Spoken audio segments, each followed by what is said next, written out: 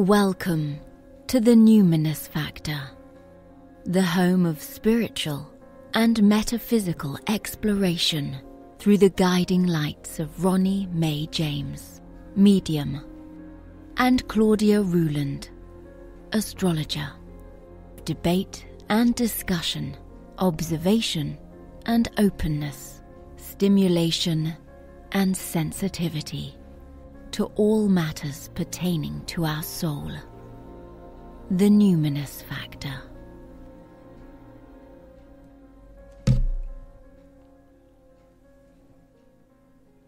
Hello and welcome to episode 8. It's Ronnie, and Claudia and I will be talking about Atlantis, EDGAR CAYCE and the RHESUS negative blood type. So last week we discussed on our show, we talked about orbs and reincarnation. Now both Claudia and I, we believe that these topics are true. Obviously that's a personal opinion. But what about previous civilizations? Is there such a thing that there may have been a superior world that existed on this planet? And we're talking thousands of years ago. So is it possible? Is there any proof that there could have been another civilization? So today we're going to talk about Atlantis and what do we know about it, where is it, what had happened to it. It's been mentioned by Plato in 9000 BC, and there was recorded and documented suggestions where it was supposed to be and what it was. So I'm going to ask the gorgeous Claudia now to come and talk to us about Atlantis. Hello, yes, Claudia. and hello everyone, and I hope everyone's had a good week. This Atlantis, I have to say, is one of my absolute favorite topics because I've just had an affinity with this mystery, if you like, this mysterious civilization ever since I was a kid. And I have, like Ronnie can attest to this, she's seen my library of books on ancient civilizations and, you know, watching documentaries. Graham Hancock is definitely one of my favorite authors because this is a subject that he's been researching for close to 30 years, and the amount of information that he has brought up, along with, as you mentioned, EDGAR CAYCE, the Sleeping Prophet, he definitely came up with a lot of information in relation to Atlantis, and he does attest that this was a real place, and it existed almost 10,000 years ago. Yeah. It was a real place, and the world was a very different place back then. Bloody fascinating, though, to think that there was actually another civilization on this planet, and there's reference to it in such early recorded documents. Yeah, well, that's exactly right. Yeah. Well, Plato, he wrote the dialogues. What was it, the Critias and the Timaeus, or whatever it was, and they were a dialogue that actually told the story of Atlantis. And this was a story that was handed down from Solon, who was a Greek philosopher. And he was the one that initially attained the information from the priests from that region. And then the story, maybe 600 years later, then landed in Plato's hands. And he's the one that actually created the dialogue. Yeah. But the thing was, people thought, Plato's just making this up. But he was not known to be someone who created or imagined. Everything that he ever talked about was always based on factual evidence. He wasn't someone that made things up. No. So, it's just people that are uncomfortable or don't have supposed evidence that this place existed. They just think, oh, come on, where's the evidence? It's everywhere. Yeah. And it's in plain sight. There's a lot of critics out there, aren't there? They'll challenge it, and depends really what type of learner you are, because those that are more scientific based, they want actual proof before they're going to believe anything, which you can understand. If somebody's coming out with stuff that seems to be too far out there for anyone to believe, then he would have been up against some critics, wouldn't he? Oh, absolutely. Well, the notion of Atlantis itself is very romantic. Yeah. I did put a few notes together, so I might just go through them quickly. Atlantis is the name of the legendary island that was a naval power that conquered many parts of Western Europe and Africa approximately 10,000 BC.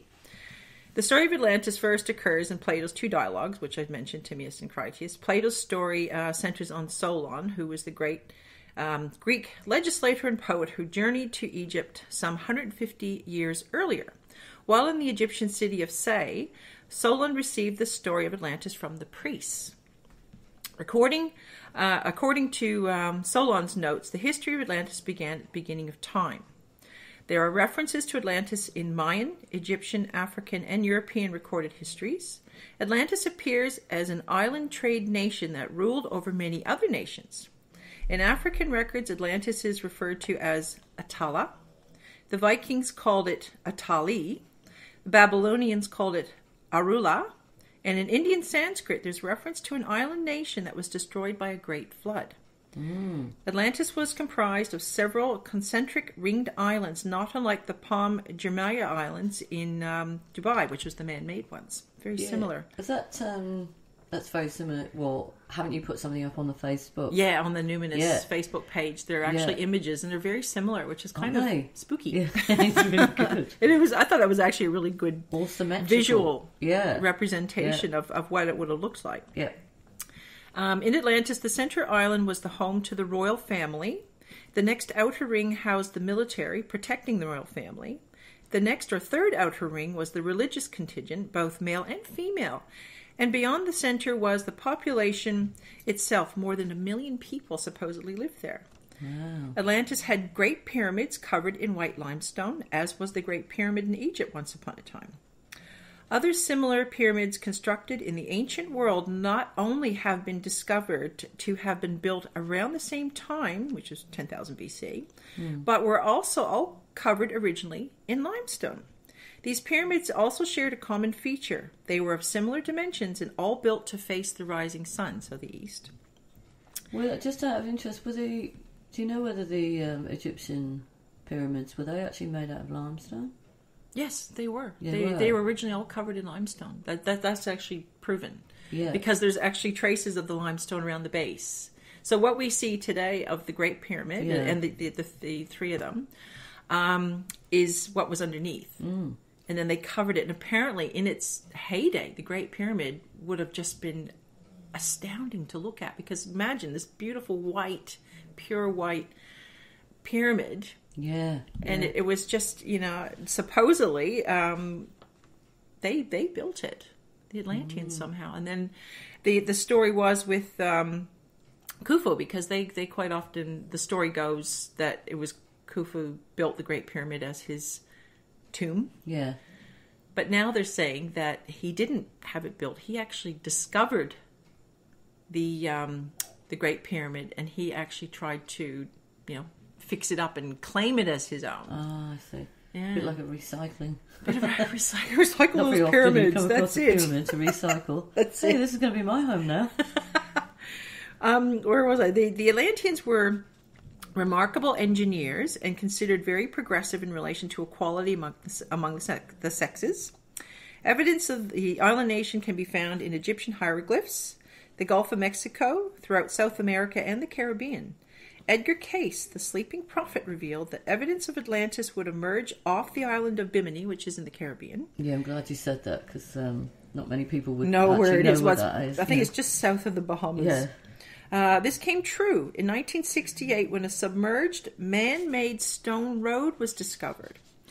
When investigated, it was revealed that the road was more than 10,000 years old and potentially attributed to the Atlantean builders. Edgar Cayce, when in trance, revealed great detailed knowledge of Atlantis, even revealing that he was an Atlantean priest named Rata and lived obviously in another life.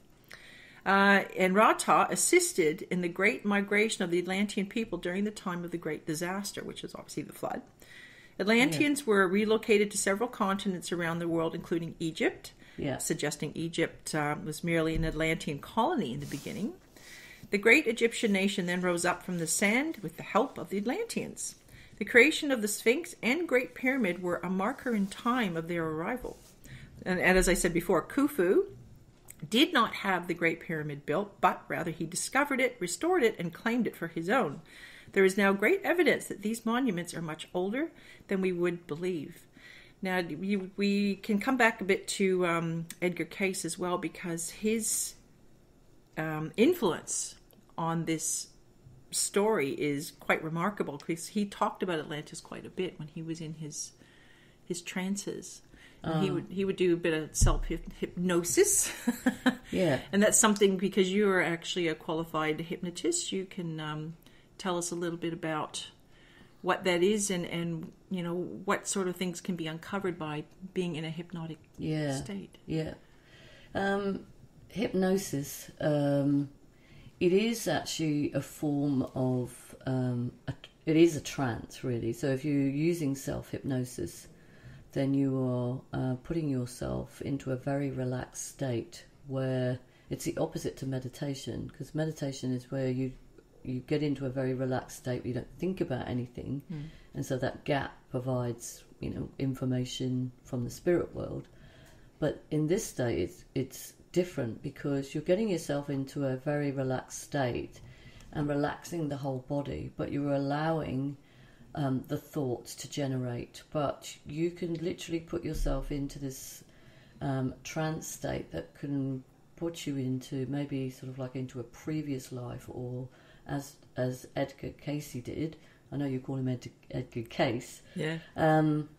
Where he was obviously able to reveal information while he was in that trance state. So what they call that is the theta state, where the brain waves are literally minimal, and you're able to open like the psyche and travel hundreds, in his case, thousands of years back to, and he had some connection with the medical world, didn't he? Well,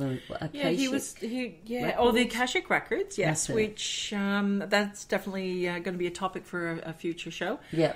Because the Akashic records are supposedly where all the knowledge of the universe, the conscious mind exists in spirit.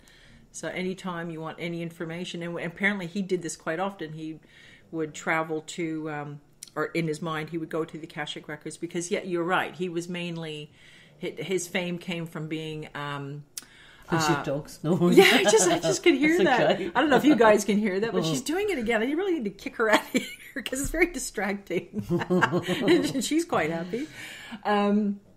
But anyway, he was the father of homeopathic medicine, because homeopathic being natural cures. Yeah. He quite often was quoted as saying that Mother Nature has a cure for everything that ails us. Yeah. And he was known as the medical intuitive, something like that. Yeah. Where people quite often would come to him that had ailments where they would go to their doctor and they just weren't getting cures. Yeah. So they would then come to Edgar, and he would go into his trance, and that person who was ill would be sitting in the room with him, and he would actually view their body from a spiritual state. Then he would go to the Akashic records. He would obviously diagnose in that state what was wrong with them. He would go to the Akashic records, and he would say, okay, how do I cure this particular ailment? And then while he's in his trance state, he would be lying on the couch speaking, and his wife would be sitting there recording the information. He would say something like he didn't call them the patient, he called them there was another word that he used. But anyway, he would say they need to go to this particular chemist, it could be somewhere in the next state, and get this such and such weed and so much, and then this is what you have to do to it, and then this is how you have to take it. And his success rate was remarkable with curing people. It was really good. I'm just going to go get rid of the dog. Hang on. Yeah. You go. Yeah. So I was relating that back to the sleeping prophet, because obviously while he's in a trance, he's virtually asleep. But that's where you've got the difference coming in of the use of the voice. So when you actually put anybody in a theta state, you're actually relaxing them and talking them into a deep sleep or a deep relaxed state. And then that way you can actually talk to the subconscious. You can bypass the conscious and talk deliberately to the subconscious. So what he would do was to put himself into this relaxed state and talk to his own subconscious, which allowed information, or almost like a journey of prophesizing of information that he was able to obtain and bring it back into the present world, which, if you know anything about Edgar Cayce, he would have been most prominent, between sort of 1940 and 1960s. Oh, actually earlier, because he was born in the late 1800s. But you are right. I think that was around the time. I'm not even sure when he passed away. I think that's where his work became most prevalent.